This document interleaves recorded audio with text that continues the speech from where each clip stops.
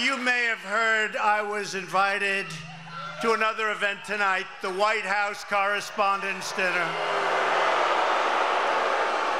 But I'd much rather be in Washington, Michigan than in Washington, D.C. right now. That I can tell you. President Donald Trump drew cheers from supporters at this Michigan rally as he took swipes at everyone, from the press to former U.S. presidents.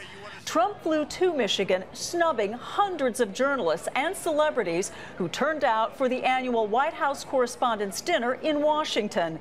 Last year, he was the first president in nearly 4 decades to boycott the gala, where comedians and correspondents trade barbs with the commander-in-chief. As the press gathered for dinner and jokes about the president, Trump is the only person that still watches who wants to be a millionaire and thinks, me. Although I'm not sure you'd get very far. He'd get to like the 3rd question and be like, I have to phone a Fox and Friend.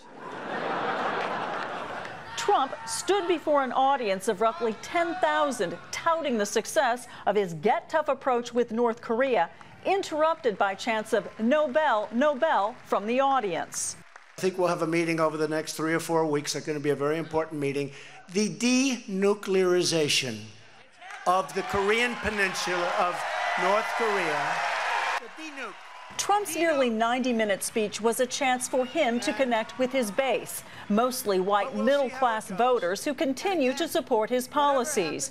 But it was also a missed opportunity to connect with the press and possibly show a sense of humor. Trump's also an idea guy. He's got loads of ideas. You gotta love him for that.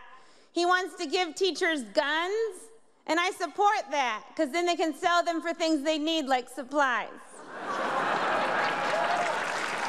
A lot of protractors. The president did send a surrogate. His press secretary, Sarah Huckabee Sanders, stood in for Trump.